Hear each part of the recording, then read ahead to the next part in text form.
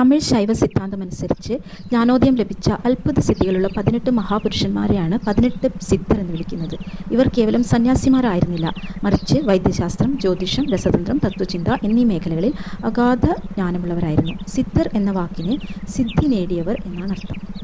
അഗസ്ത്യർ സിദ്ധന്മാരുടെ പരമ്പരയിലെ പ്രഥമനായി അഗസ്ത്യരെ കണക്കാക്കുന്നു. ഇദ്ദേഹത്തിൻ്റെ പ്രധാന സംഭാവനകളാണ് സിദ്ധവൈദ്യം, അതേപോലെ തമിഴ് വ്യാകരണത്തിൻ്റെ ആദ്യ രൂപമായ അഗസ്ത്യം, അതേപോലെ വാർദ്ധക്യത്തെ തടയാനും ശരീരം ദീർഘകാലം ആരോഗ്യത്തോടെ നിലനിർത്താനുമുള്ള കായകൽപ്പവിദ്യ. ഇതൊക്കെ അഗസ്ത്യരുടെ പ്രധാനപ്പെട്ട സംഭാവനകളാണ്. ഭോഗർ രസതന്ത്രത്തിലെ മാന്ത്രികൻ എന്നറിയപ്പെടുന്നു. 9 തരം വിഷവസ്തുക്കളെ കൃത്യമായ അളവിൽ ചേർത്ത് സംസ്കരിച്ച് നവപാഷാണം എന്ന കൂട്ടുണ്ടാക്കി. പഴനിയിലെ മുരുക വിഗ്രഹം ഈ കൂട്ട് ഉപയോഗിച്ചാണ് ഇദ്ദേഹം നിർമ്മിച്ചത്. ഈ വിഗ്രഹത്തിൽ അഭിഷേകം ചെയ്യുന്ന പാൽ കുടിക്കുന്നത് രോഗശമനത്തിന് ഉത്തമമാണെന്ന് പറയപ്പെടുന്നു. അതേപോലെ വിമാനവിദ്യ ഇദ്ദേഹത്തിൻ്റെ ഒരു പ്രധാന സംഭാവനയാണ്. ആകാശത്തിലൂടെ സഞ്ചരിക്കാനുള്ള യന്ത്രങ്ങളെക്കുറിച്ച് ഭോഗർ തൻ്റെ കൃതികളിൽ സൂചിപ്പിച്ചിട്ടുണ്ട്. തിരുമൂലർ തിരുമന്ദിരം എന്ന വിശ്വപ്രസിദ്ധമായ യോഗശാസ്ത്ര ഗ്രന്ഥത്തിൻ്റെ കർത്താവ്. കൊങ്കണർ രസതന്ത്രത്തിലും സ്വർണ്ണ നിർമ്മാണത്തിലും വിദഗ്ധൻ. പുലിപ്പാണി സിദ്ധർ ഭോഗരുടെ ശിഷ്യൻ. സട്ടമുനി ജ്ഞാനവും ഭക്തിയും സമന്വയിപ്പിച്ച സിദ്ധൻ.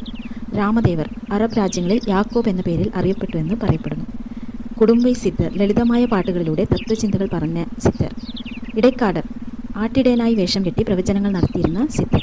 ധന്വന്തരി സിദ്ധർ ആയുർവേദത്തിലും വൈദ്യശാസ്ത്രത്തിലും അഗ്രഗണ്യൻ. വാൽമീകി പുരാണങ്ങളുമായി ബന്ധപ്പെട്ട് കിടക്കുന്ന സിദ്ധർ. കമലമുനി യോഗാഭ്യാസത്തിൽ നിപുണൻ.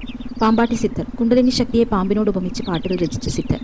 കോരക്കർ സിദ്ധർ ഹഠയോഗത്തിൽ വലിയ സംഭാവനകൾ നൽകിയിട്ടുണ്ട്. പതഞ്ജലി യോഗസൂത്രങ്ങളുടെ കർത്താവ്. സുന്ദരാനന്ദർ സൗന്ദര്യത്തെയും പ്രപഞ്ചത്തെയും കുറിച്ച് പാടിയ സിദ്ധർ. മച്ചമുനി മത്സ്യേന്ദ്രനാഥ് എന്ന പേരിൽ അറിയപ്പെട്ടിരുന്നു. അഴുകണ്ണി സിദ്ധർ മനുഷ്യൻ്റെ വേദനകളെക്കുറിച്ച് കണ്ണീരോടെ പാടിയ സിദ്ധർ. സിദ്ധന്മാരെക്കുറിച്ച് പറയുവാൻ കഴിയുന്നതും അത് നിങ്ങൾക്ക് കേൾക്കുവാൻ കഴിയുന്നതും ഒരു മഹാഭാഗ്യം തന്നെയാണ്. ഇതിൽ നിങ്ങൾക്ക് അറിയാവുന്ന ഏതെങ്കിലും സിദ്ധന്മാരുണ്ടെങ്കിൽ താഴെ കമൻറ്റ് ബോക്സിൽ കമൻറ്റ് ചെയ്യാൻ നിങ്ങൾ മറക്കരുത്. ഇനി കൂടുതൽ സിദ്ധന്മാരെക്കുറിച്ചുള്ള കൂടുതൽ അറിവുകളുമായി അടുത്ത വീഡിയോയിൽ കാണാം. നമസ്കാരം.